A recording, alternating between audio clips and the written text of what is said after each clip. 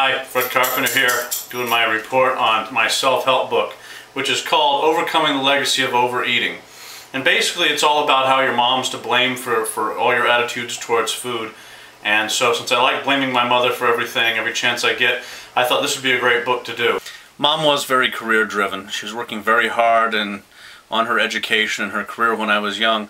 So she used to say, use your imagination a lot. Well, actually what she said was, go play with yourself, which probably is another issue altogether. But it meant that I ended up having imaginary friends and talking to stuffed animals a lot and watching a lot of television. Television was my best friend growing up. On Saturday mornings, I watched cartoons non-stop, and I had to put up with things like this. When I'm slow on the draw and I need something to chaw, I hanker for a hunk of cheese. Looks mighty good to me, and Tootsie Rolls are all I see. Whatever it is I think I see becomes a Tootsie Roll to me. There was a time when cows didn't fear me. And there was a time when I fit in a dress. I used to be a svelte, skinny guy in my teens. I think it was when I went away to college that I really started to find my eating groove. Some pictures of cakes in my family pictures, and me holding cakes. And I have a feeling that cakes were a big part of my life. And, well, into my college years, apparently. And there's a lot of pictures of me hanging around food. The author of the book says that it's really hard to stop a food addiction, that it's psychological and physiological, and that it's very difficult, and you can't just necessarily will yourself to do it. You need a lot more help and support than that. And it's very hard to do when you work every night, 4 to midnight, those hours when you want to eat that after lunch snack, that dinner, that after dinner snack, that dessert, that midnight snack. 4 to midnight's a tough time to be working around a land of temptation. Alas, I work in a convenience store.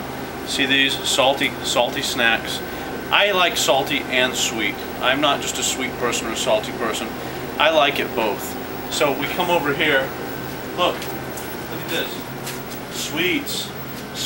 Oh my God! Look, I love these things. These Reese's Fast Breaks. Oh my God, they're the best thing ever.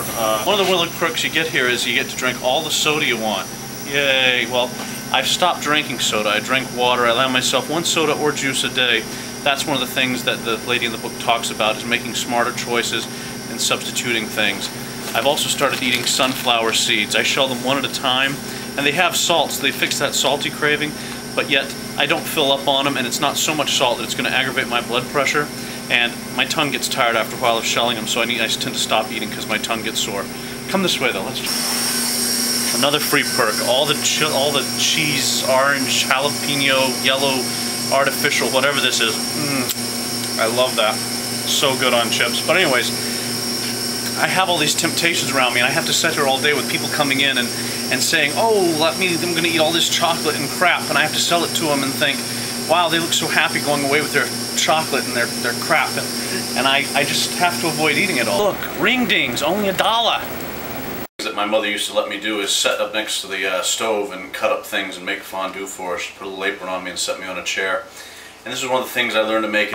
Basically, the idea is you put a bunch of cheese in a pot, melt it up with wine and garlic, and then you dip bread in it.